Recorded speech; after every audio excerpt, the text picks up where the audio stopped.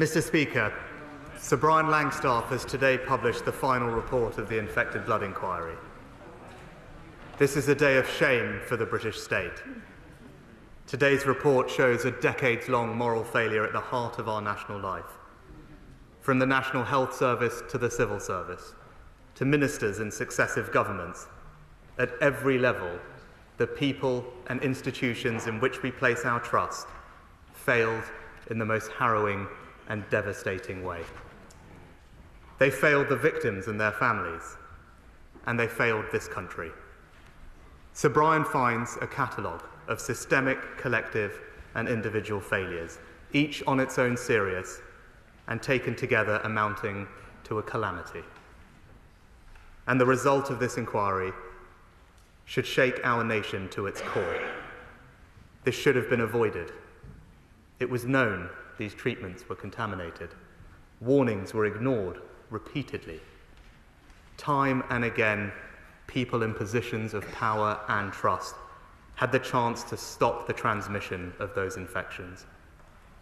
Time and again, they failed to do so. Sir Brian finds an attitude of denial towards the risks of treatment. Worse, to our eternal shame, in a way that it is hard to even comprehend, they allowed victims to become objects for research. Many, including children, at Lord Mayor Treloar's College were part of trials conducted without their or their parents' knowledge or consent.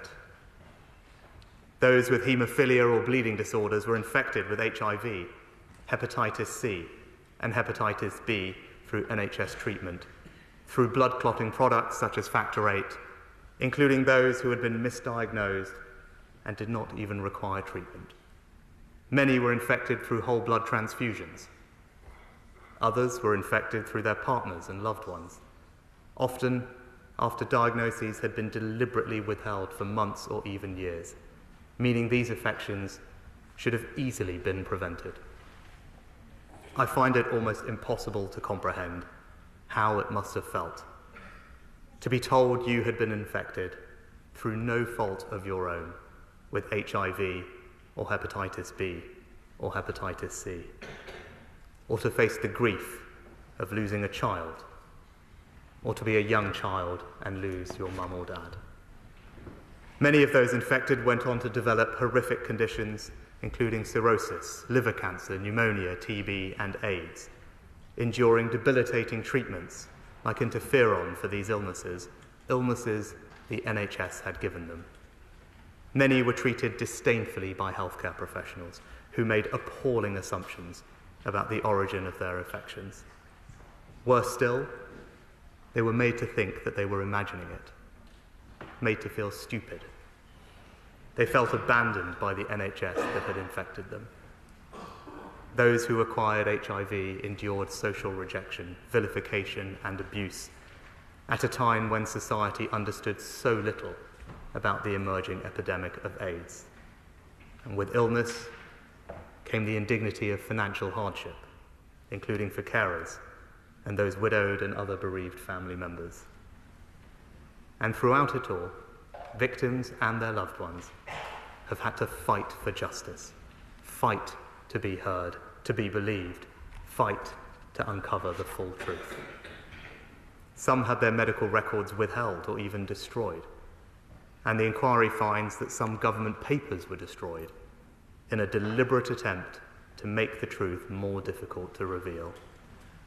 Sir Brian explicitly asks the question, was there a cover-up? Let me directly quote his answer for the House. There has been.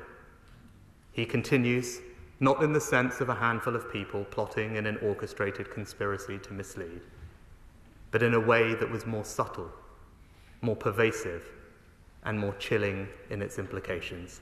To save face and to save expense, there has been a hiding of much of the truth. Mr. Speaker, more than 3,000 people died without that truth. They died without an apology. They died without knowing how and why this was allowed to happen. And they died without seeing anyone held to account. Today I want to speak directly to the victims and their families, some of whom are with us in the gallery. I want to make a wholehearted and unequivocal apology for this terrible injustice. First, to apologise for the failure in blood policy and blood products and the devastating and so often fatal impact this had on so many lives, including the impact of treatments that were known or proved to be contaminated, the failure to respond to the risk of imported concentrates, the failure to prioritise self-sufficiency in blood, the failure to introduce screening services sooner, and the mismanagement of the response to the emergence of AIDS and hepatitis viruses amongst infected blood victims. Second, to apologise for the repeated failure of the state and our medical professionals to recognise the harm caused.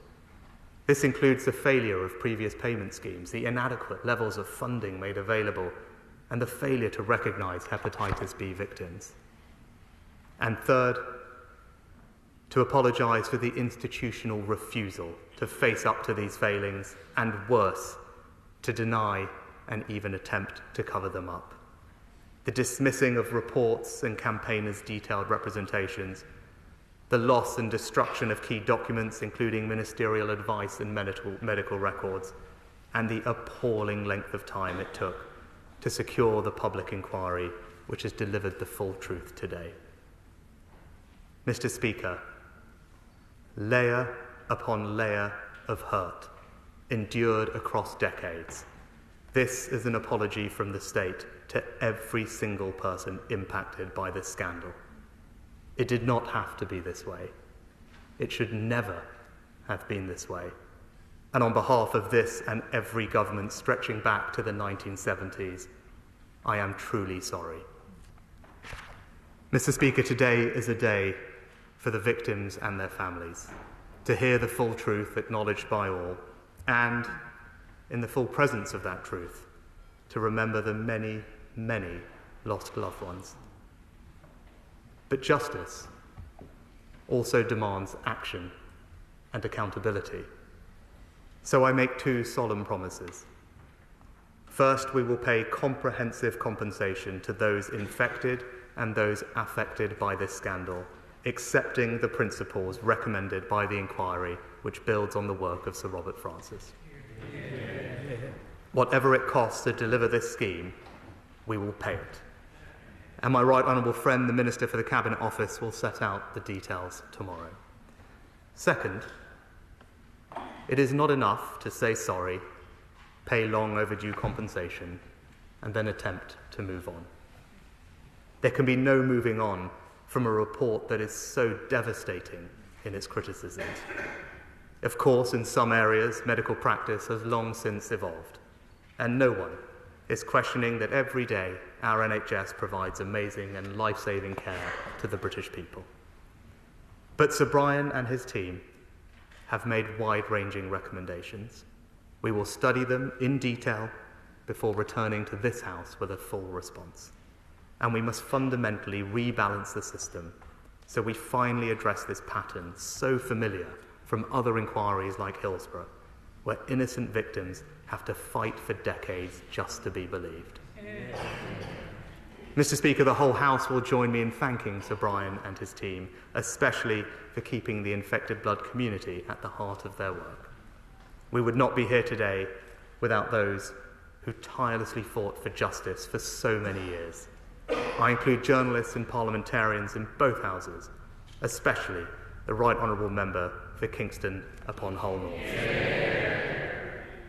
But most of all, the victims and their families, many of whom have dedicated their lives leading charities and campaign groups, pouring their own money into decades of running helplines, archiving, researching, pursuing legal cases, often in the face of appalling prejudice. It is impossible to capture the full pain and injustice they have faced.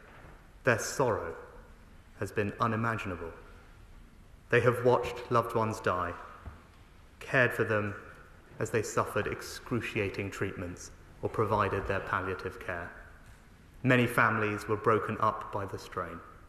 hundreds of thousands of lives have been knocked off course, dreams and potential unfulfilled. But today, their voices have finally been heard. The full truth stands for all to see. And we will work together across government, our health services and civil society to ensure that nothing like this can ever happen in our country again. I commend this statement to the House.